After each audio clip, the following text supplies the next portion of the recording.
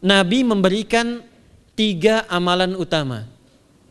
Saya akan bacakan dengan cepat 3 amalan utama yang dikuatkan oleh beliau kepada para sahabat sebelum tiba Ramadan dan sampai sekarang menjadi kurikulum Ramadan Nabi.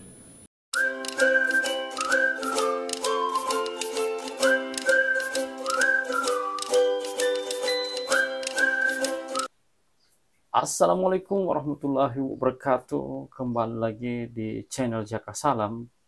Kali ini kita berbagi, yaitu berkaitan tentang 3 amalan pokok yang harus dikerjakan pada bulan Ramadan. Lebih jelasnya langsung kita dengarkan di sini.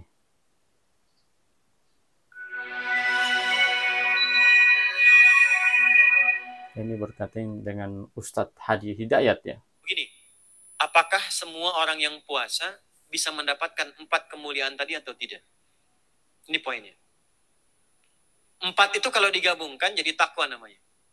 Singkatnya, apakah semua orang puasa pasti bertakwa? Ya, tanya-tanyakan Al-Quran.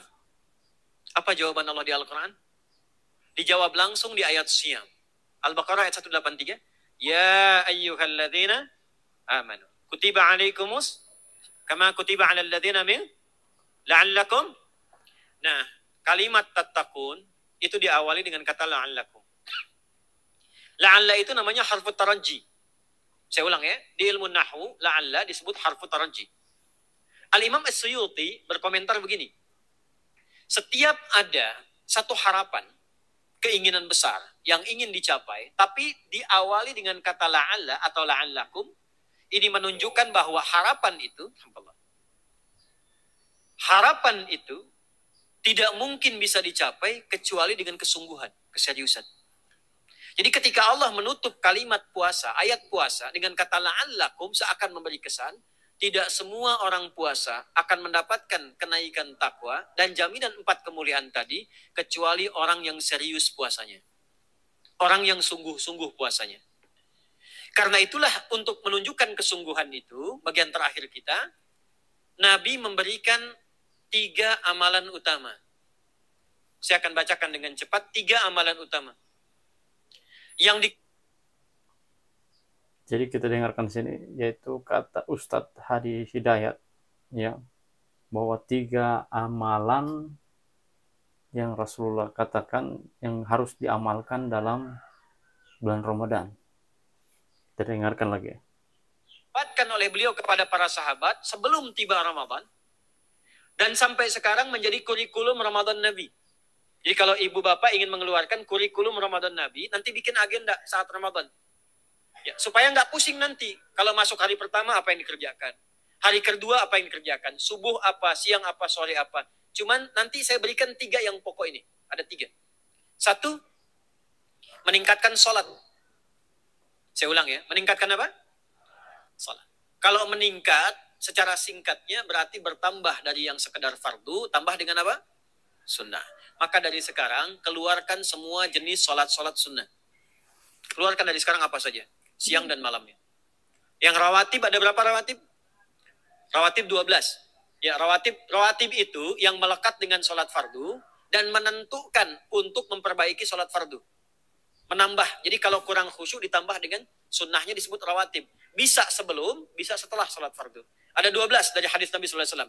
Man sholat isnatai asyrata rak'atan. Siapa yang sholat 12 rakaat. Fi yaumin wa laylatin. Yang mengiringi sholat fardu siang dan malam.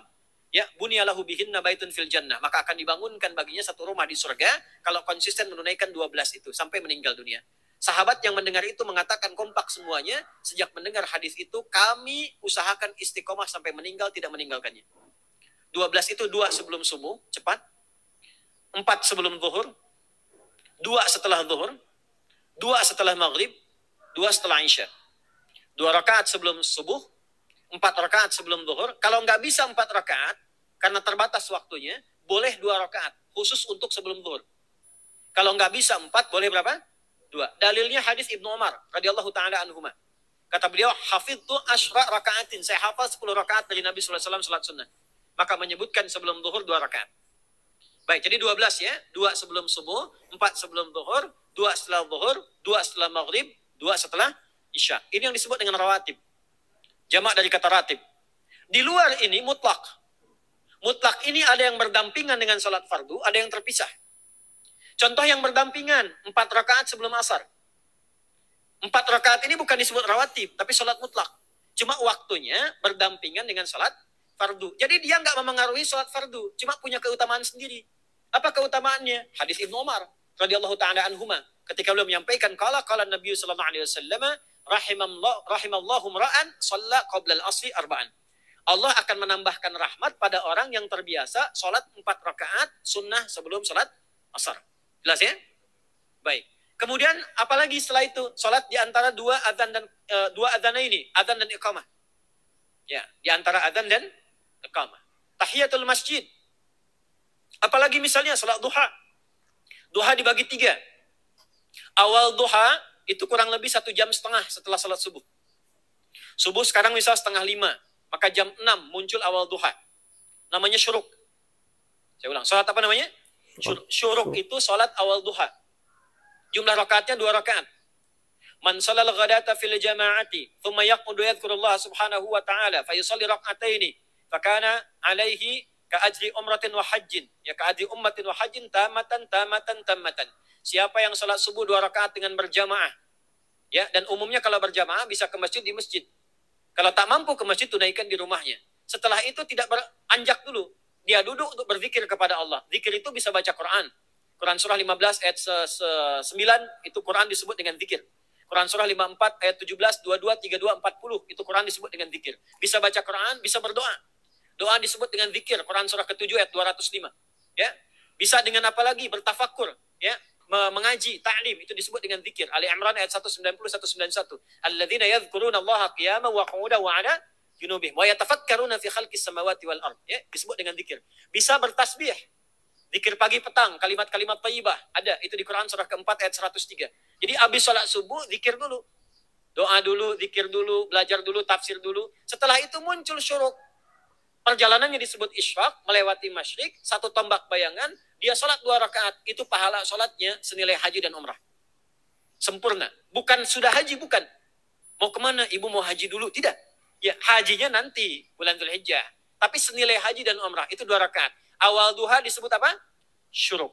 Pertengahan duha, sekitar jam 9, jam 10. Jumlahnya 2-4 rakaat. Ya, 2-4 rakaat. Apa fungsinya? 1, mengganti seluruh zikir yang ada dalam tubuh kita. Mata berzikir, telinga berzikir, lisan berzikir, bisa diganti dengan 2 rakaat duha. Itu waktunya pertengahan duha. Kurang lebih dari jam 8, 9, 10 lah. Kurang lebih 3 jam itu. Ya. Yang kedua, bisa menghambat atau menghentikan, menahan satu musibah umum. Misal ada kebanjiran nih, atau macet nih. Orang-orang kena macet. Bapak yang biasa sholat duha pertengahan itu tiba-tiba ditolong oleh Allah, dibebaskan. Tiba-tiba ada orang datang, Pak lewat sini di sana macet. Atau dibimbing ada kontraflow. Itu manfaatnya duha tuh. Yang pertengahan. Yang terakhir adalah akhir duha. Sekitar jam 10 sampai jam 11 menjelang ke zuhur.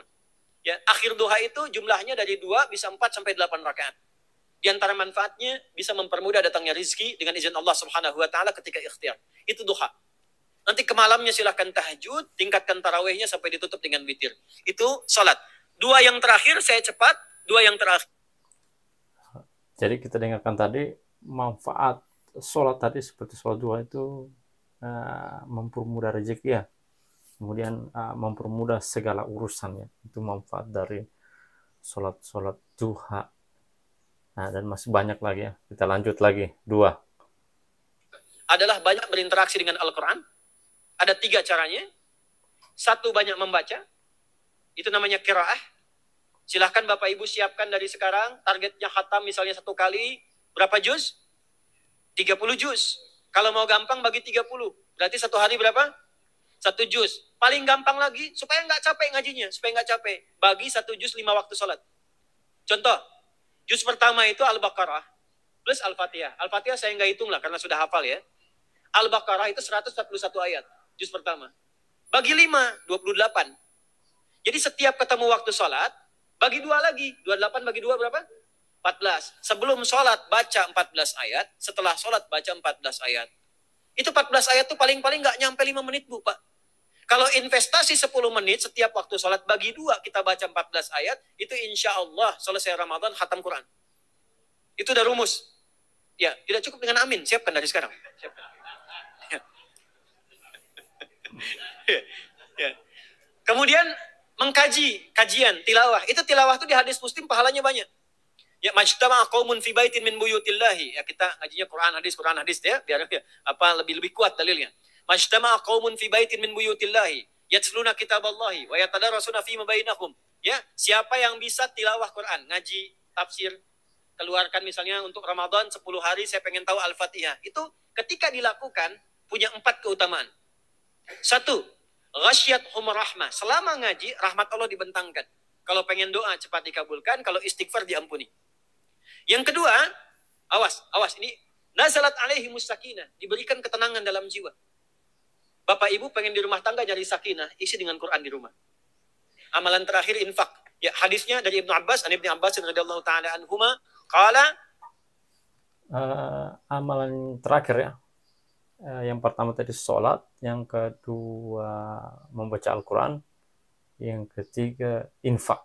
Nah, kita lanjut lagi. Beliau mengatakan kana Nabi sallallahu alaihi wasallam ajwadan nas wa ajwadu ma yakunu fi Ramadan. Adalah Nabi sallallahu alaihi wasallam itu orang yang sangat luar biasa dermawan dan lembut. Dan bertambah dermawan lagi ketika tiba Ramadan. Apa yang dilakukan Nabi? Mensupport sahabat, siapapun yang punya anggaran untuk infak, disiapkan sebelum Ramadan. Jangan berpikir banyak, Bu. Yang penting ada anggaran. 30.000 nggak ada masalah. Setiap hari 1.000, tidak harus uang. Makanan. Pernah dengar hadis ini nggak?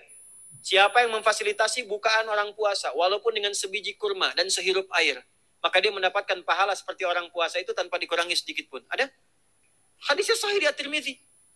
Tapi bukan berarti nyari kurma ke Tanah Abang setiap hari 1. Terus minumnya 1 sedotan aja ganti-ganti. Ya, maksudnya apa? Yang paling minimal kita bisa keluarkan. Itu pahalanya 700 kali lipat dikali 10. Paling standar. 700 kali itu standar biasa di hari ini. Dalilnya Al-Baqarah ayat 261 yang dibacakan Adinda tadi kita itu. Ramadan kali 10 lagi. Maka dari itu disiapkan dari sekarang untuk infak. Kalau kami di desa itu, ibu saya selalu kalau Ramadan itu RT-nya setiap rumah. Ini untuk bukaan hari ini rumah A, rumah B, rumah C. Bukaan besok rumah A, rumah B, rumah C. Boleh tuh di PWM Pak dipraktikkan. Ya, misalnya anggota persyarikatan siapa dikasih kesempatan. Mungkin nanti yang lain kurmanya, yang ini misalnya jeruknya, yang ini ininya. Setiap ada bukaan ya kirim ke yatimnya, ya kemudian ke pondok-pondok asuhan Muhammadiyah yang tadi disebutkan sekian ribu itu, cari pahala. Saya kira itu yang bisa saya sampaikan sampai dengan batas waktu yang diberikan. Semoga bermanfaat dan semoga Allah Subhanahu wa taala memberikan kemuliaan. Nah, jadi tadi ya sudah jelas 3 manfaat atau 3 amalan yang harus kita dengarkan atau yang kita harus amalkan pada bulan Ramadan, yaitu sholat, yang kedua membaca Al-Quran, yang ketiga infak, dermawan ya. Yang ini yang harus kita lebih tingkatkan. Oke, sekian. Assalamualaikum warahmatullahi wabarakatuh.